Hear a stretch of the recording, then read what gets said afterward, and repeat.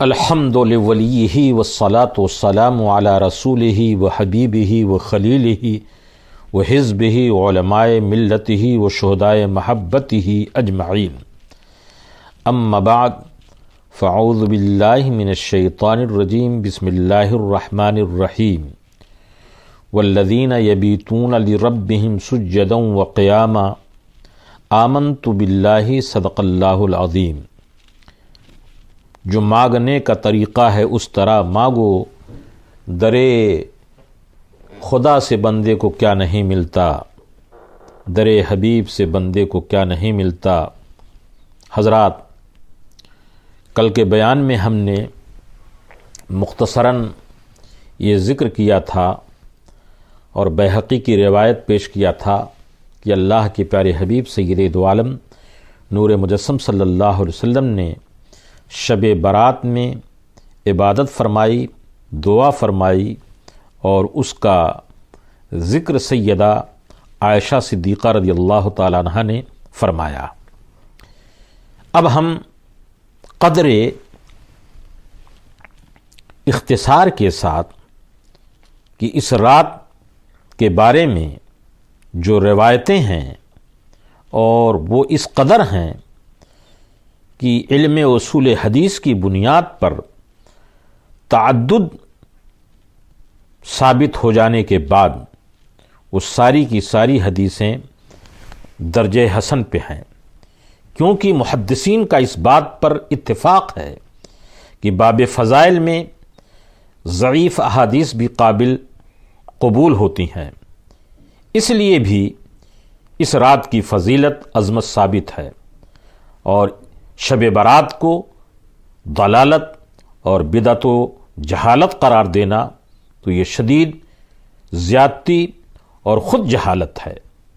تابعین کرام کی ایک جماعت، مثلا خالد بن معدان، حضرت مکحول، لقمان ابن عامر اس کے قائل ہیں، اور محدث اسحاق ابن راہوے نے بھی ان کی موافقت کی ہے، اور ان کا تو طریقہ یہ تھا کہ اس رات عمدہ کپڑے پہنتے، سرما لگاتے، مسجد میں رات بھر قیام کرتے تھے۔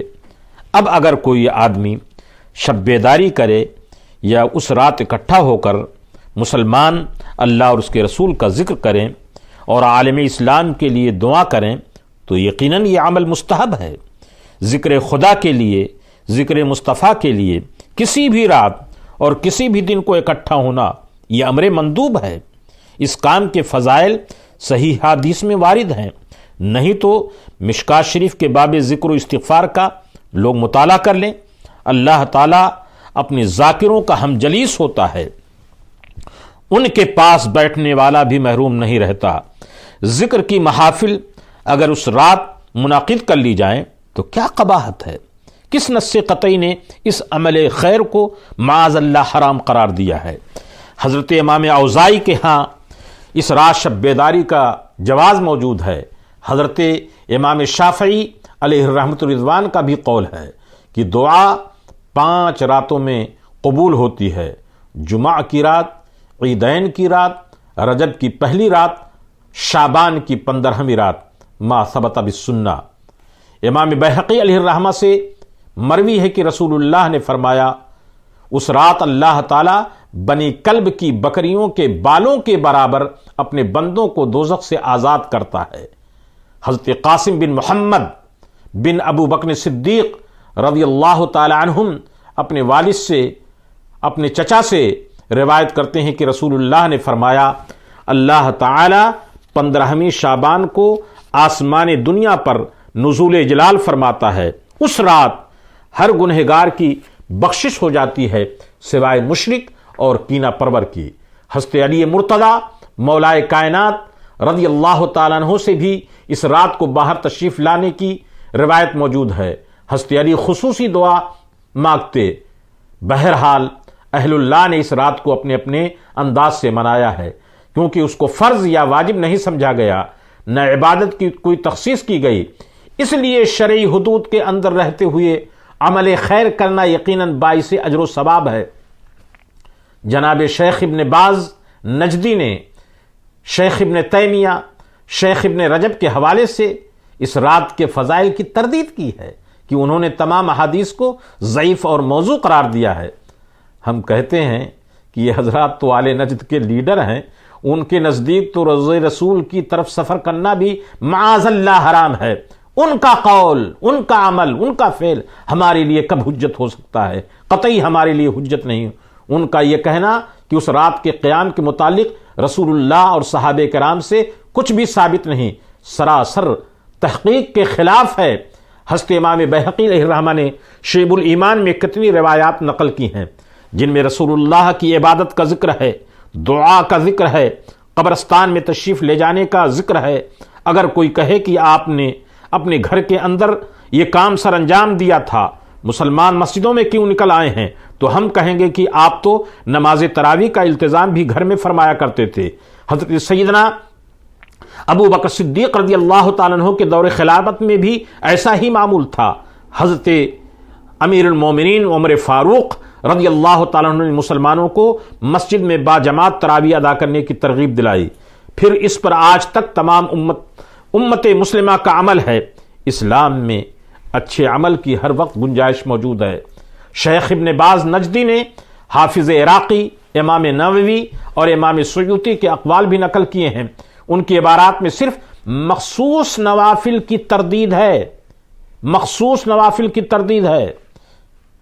مطلقاً عبادت کرنے کے متعلق ان علماء کرام کا کوئی فتویٰ نہیں، اور یہ لوگوں کو مغالطہ دینے کے مترادف ہے۔ ہم عامت المسلمین کو بھی ان نوافل پر کوئی اصرار یا جبر نہیں کرتے کہ تم کو اتنی رکعت ضرور پڑھنا ہے ورنہ عبادت کا حق ادا نہیں ہوگا، یا یہ ہمارے نزدیک وجوب کا درجہ ہے، وغیرہ وغیرہ۔ ہاں، ان نوافل کے بارے میں جلیل القدر علماء کرام، صوفیاء اعظام کے اقوال موجود ہیں، اور ان کے پاس روایات بھی موجود ہیں، جیسا کہ احیاء العلوم، قوت القلوب، غنیۃ الطالبین اور تصوف کی دیگر کتابوں میں دیکھا جا سکتا ہے۔ ان علماء کرام نے بھی ان کو نوافل ہی سمجھا ہے، فرائض و واجبات کا درجہ نہیں دیا، لہٰذا ان پر شدید فتویٰ صادر کرنا محبوبان خدا کی توہین ہے۔ اگر وہ کوئی ضعیف روایت بھی بیان کرتے ہیں تو ہو سکتا ہے کہ ان کے نزدیک صحیح ہو، کیونکہ وہ اہل رابطہ ہیں، اہل مشاہدہ ہیں۔ مگر ان کوتاہ بینوں کو کیا کہا جائے کہ مسلمانوں کا ہر وہ عمل جو ان کے دل میں کیف پیدا کرے، جو مسلمانوں کے دل میں محبت پیدا کرے، یا تو بدعت نظر آتا ہے یا تو ان کو شرک نظر آتا ہے۔ الحمدللہ اہل سنت و جماعت اپنے پیارے نبی صلی اللہ علیہ وسلم کی سنت پر عمل کرتے ہیں، اور اسی سنت کریمہ کی مواظبت اور اس پر عمل کر کے اپنے رب کی عبادت اور اپنے رب کے احکام پر عمل کر کے اچھا، سچا، پکا مسلمان بننے کی کوشش کرتے ہیں۔ رب تبارک و تعالی ہمیں صراط مستقیم پر گامزن فرمائے برحمتک یا ارحم الراحمین۔